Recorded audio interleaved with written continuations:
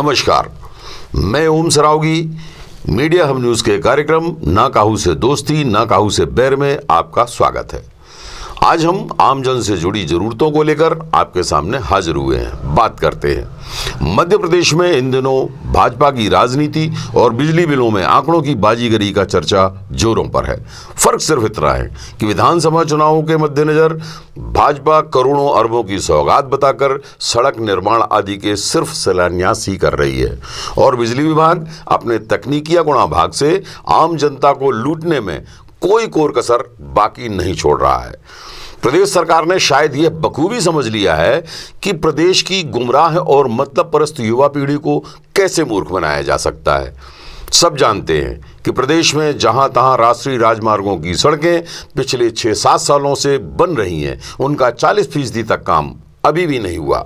समयावधि सालों पहले बीत चुकी है। ठेकेदार निश्चिंत हैं, पेटी कॉन्ट्रैक्टर अपने आंकड़ों की जादूगरी से काम कर रहे हैं, सत्ता खामोश है, जिम्मेदार अधिकारी के रूप में पदस्थ जनसेवक खुद को सत्ता का निरंकुश हिस्सा मान रहे हैं। कोई जवाबदेही समझने मानने को तैयार नहीं है। उदाहरण के तौर पर कटनी पन्ना राष्ट्रीय राजमार्ग की पवई से अमानगंज तक की सड़क पिछले 5 सालों से निर्माणाधीन है। समयावधि पूर्ण हो चुकी है, लेकिन न तो सत्ता जागने को तैयार है और न ही उसके द्वारा पदस्थ अधिकारी कोई कुछ बताने को राजी हैं। कमोबेश यही हाल मध्य प्रदेश के विद्युत विभाग का है। बिजली बिलों में फिर शुरू हो गया है आंकड़ों की तकनीकी का खेल। सस्ती बिजली के नाम पर वर्तमान प्रदेश सरकार की राजनीतिक ठगी की पोल अब खुलने लगी है। सामने आ गई है भाजपाई शिवराज सरकार की हकीकत। नाजायज तौर पर कांग्रेस से सत्ता हथियाने के बाद ही मध्य प्रदेश के मुख्यमंत्री शिवराज सिंह चौहान ने घोषणा की थी कि आमतौर पर अप्रैल 2020 तक 100 रुपए का बिल आया है। अब उन उपभोक्ताओं को मई और जून में मात्र 50 रुपए ही भुगतान करने होंगे। भाजपा के प्रदेश मुखिया ने यह भी कहा था कि मई, जून व जुलाई में जिनका बिल 100 रुपए से 400 रुपए के बीच होगा, उन्हें मात्र 100 रुपए ही देने होंगे। यदि 400 रुपए से ऊपर का बिल होगा तो उन्हें बिल की 50% राशि का भुगतान ही करना होगा। लेकिन आश्चर्य यह है कि इस घोषणा के बाद भी उपभोक्ता के पास मार्च से अगस्त तक के सामान्य दर पर कंबाइंड बिल भेजे जा रहे हैं और जो उपभोक्ता मार्च की खपत का 100 रुपये भुगतान कर चुका था, उसे भी अब सस्ती बिजली के अतिरिक्त सामान्य दर की बिजली के बिल का भुगतान करना पड़ रहा है।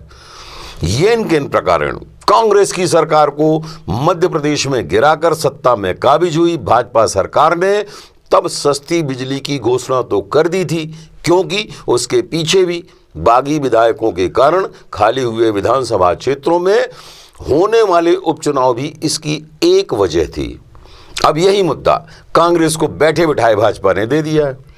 वैसे भी यदि देखा जाए तो बिजली विभाग द्वारा उपभोक्ता को तकनीकी गुणा भाग के नाम पर हर समय ठगा गया है, क्योंकि कोई भी बिजली बिल उठाकर ध्यान से यदि देखा जाए और उसे समझा जाए तो साफ साफ नजर आता है कि निजी शिक्षण संस्थानों की तर्ज पर कई मद बिजली बिल पर अंकित होते हैं, जिनका कोई ठोस जवाब किसी अधिकारी के पास नहीं होता, सिवाय इसके कि उसे बिजली बिल का भुगतान तुरंत अथवा समय पर जमा कर देना चाहिए, वरना उसे अंधेरे में ही रहना पड़ेगा।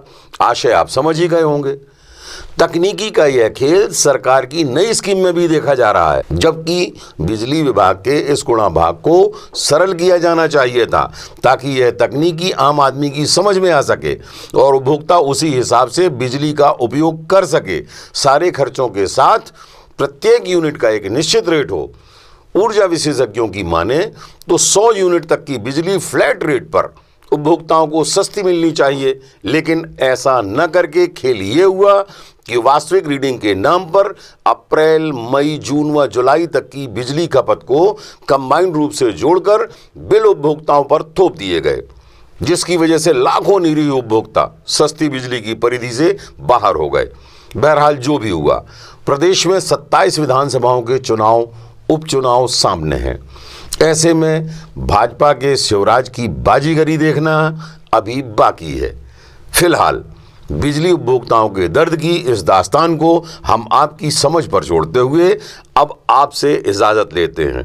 फिर हाजिर होंगे मीडिया हब न्यूज़ के कार्यक्रम ना काहू से दोस्ती ना काहू से बैर में कुछ नई पुरानी चर्चाओं के साथ।